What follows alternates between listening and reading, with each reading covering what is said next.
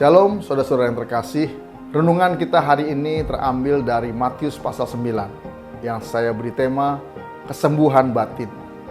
Khususnya ayat 1 sampai 4 dan 6. Sesudah itu naiklah Yesus ke dalam perahu lalu menyeberang. Kemudian sampailah ia ke kotanya sendiri. Maka dibawa oranglah kepadanya seorang lumpuh yang terbaring di tempat tidurnya. Ketika Yesus melihat iman mereka, berkatalah ia kepada orang lumpuh itu, "Percayalah, hai anakku, dosamu sudah diampuni." Maka berkatalah beberapa ahli Taurat dalam hatinya, "Ia menghujat Allah." Tetapi Yesus mengetahui pikiran mereka, lalu berkata, "Mengapa kamu memikirkan hal-hal yang jahat di dalam hatimu? Tetapi supaya kamu tahu bahwa di dunia ini Anak manusia berkuasa mengampuni dosa." Lalu berkatalah ia kepada orang lumpuh itu, "Bangunlah, angkatlah tempat tidurmu, dan pulanglah ke rumahmu." Dalam pasal ini dituliskan mengenai 1. Yesus meninggalkan Gadara dan menyembuhkan orang lumpuh. Ayat 1 sampai 8. 2. Pemungut cukai menjadi murid Yesus. Ayat 9 sampai 13. 3. Pengajaran Yesus mengenai puasa, ayat 14 sampai 17. 4. Yesus membangkitkan orang mati dan menyembuhkan perempuan yang sudah lama sakit pendarahan, ayat 18 sampai 26. 5. Yesus menyembuhkan 2 orang buta, ayat 27 sampai 31. 6. Yesus menyembuhkan orang bisu, ayat 32 sampai 34. 7. Yesus menyatakan belas kasihnya kepada orang banyak, ayat 34 sampai 38.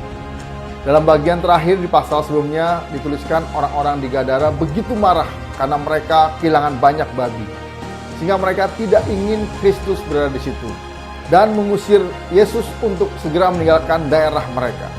Dalam pasal ini dituliskan kelanjutannya. Yesus naik ke dalam perahu lalu menyeberang karena orang-orang itu memintanya untuk pergi. Maka Yesus menanggapi keinginan mereka itu dengan sungguh-sungguh.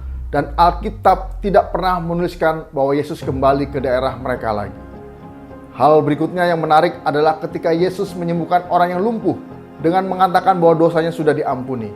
Yesus mengatakan demikian karena pada masa itu, selain kusta, setiap orang yang cacat seperti bisu, tuli, buta, lumpuh, dan tidak lengkap anggota tubuhnya juga diyakini karena ada dosa dan kutuk, baik karena keturunan atau karena orang itu sendiri. Sehingga orang yang cacat terus berpikir bahwa dirinya sangat berdosa dan kena kutuk.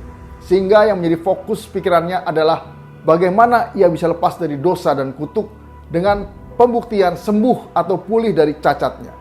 Oleh karena itu, Yesus lebih fokus kepada memberikan pengampunan dosa kepada orang yang cacat dan dengan pembuktian memulihkan orang yang cacat itu, selain Yesus mau menunjukkan kuasanya.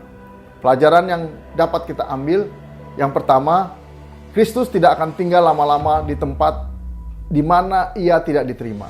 Ia akan segera meninggalkan tempat-tempat dan orang-orang yang menolaknya. Tetapi Kristus akan tinggal bersama orang-orang yang menginginkannya. Jika orang menolak dia, Kristus akan meninggalkan. Karena Kristus tidak pernah memaksa. Tetapi orang itu sendirilah yang akan rugi dan menanggung resikonya. Kedua, Kristus lebih mengutamakan keselamatan jiwa setiap orang ketimbang hal fisik atau lahiriah, apalagi materi. Ada kalanya Kristus memberikan kesembuhan secara fisik, tetapi yang lebih utama adalah kesembuhan batin, yakni pengampunan dosa dan pengudusan kita untuk mendapatkan keselamatan dan kehidupan kekal.